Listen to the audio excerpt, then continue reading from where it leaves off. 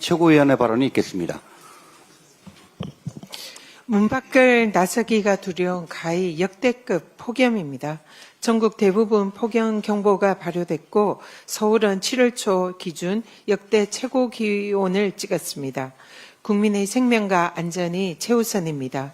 정부는 폭염 피해 예방에 만전을 기해 주기를 바랍니다. 같은 폭염이라 할지라도 고통의 무게는 같지 않습니다. 노인, 장애인 등 취약계층 보호가 절실합니다. 농작물과 가축 피해도 최소화하고 전력 수급에도 차질이 없어야 합니다.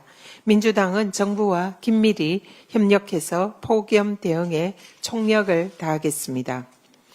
국내 산업에 전방위적인 영향을 미칠 미국발 관세 청구서는 단지 이재명 정부만의 몫이 아니라 우리 모두의 과제입니다.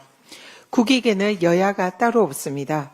관세 위기를 돌파하기 위해서는 무엇보다 국회의 전폭적인 지원이 필요합니다. 대선 전에 민주당은 미국 상호 관세 부과에 대응해서 국회 차원의 특별기구 설치를 제안한 바 있습니다.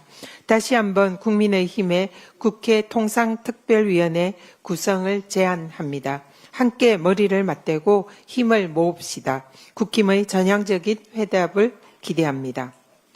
내란 수계를 단죄하는 사법정의 구현의 시간이 다가왔습니다. 특검의 무리한 구속영장 청구였다는 윤석열 측의 주장은 일고의 가치도 없는 궤변입니다. 헌법과 국민을 반역한 내란 수계가 구속되지 않는다면 누가 앞으로 사법부 결정을 신뢰하겠습니까? 사법 질서의 근간이 흔들리게 될 것입니다. 윤석열이 있어야 할 곳은 따뜻한 안방이 아니라 시원한 안방이군요. 아니라 구치소입니다. 법원은 자고 오면 하지 말고 오직 법과 원칙에 따라서 내란 수계 윤석열의 구속영장을 발부하십시오. 지기현 재판부의 내란 수계 불법 석방으로 잃어버린 사법부의 신뢰를 회복하기를 기대합니다. 오늘 법사위에서는 검찰개혁법안 공청회를 개최합니다. 검찰개혁을 초래한 책임은 오롯이 검찰 독재 권력을 전행한 윤석열과 그를 무비판적으로 추종한 검찰에게 있음을 다시 한번 확인합니다. 윤석열과 검찰이 자초한 검찰개혁 과제는 이제 민주당이 완성하겠습니다.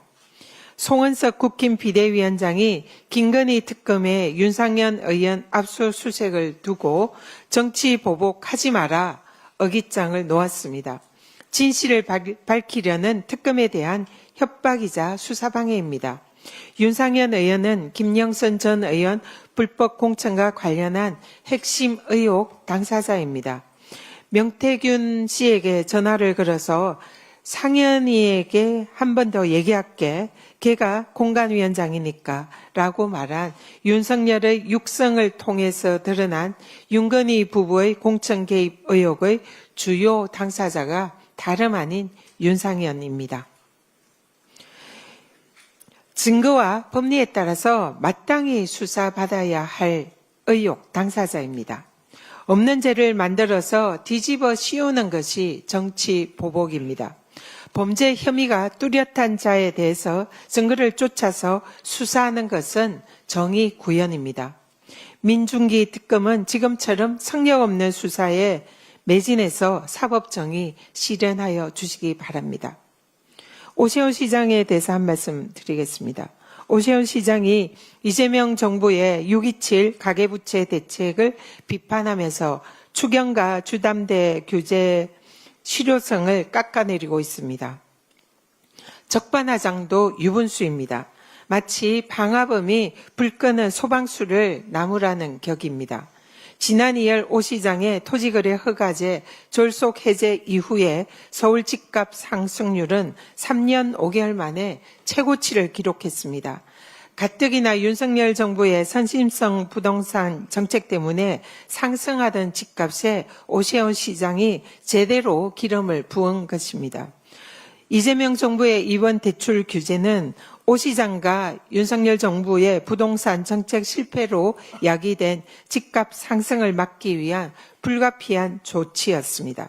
실제로 최근 서울 아파트 거래량과 거래 금액이 각각 65%포인트, 67%포인트로 줄어들면서 효과를 보고 있습니다. 오세훈 시장은 서울시와 SH공사가 초래한 서울시 안심주택 전세 사기 피해자인 청년들께 사과하고 자신의 부동산 정책 실패를 반성하고 자숙하십시오. 새 정부 헌집 내기에 급급해서 남의 눈 티끌 찾기에 급급하기 전에 제 눈의 들보부터 살펴보기 바랍니다. 이상입니다. 다음으로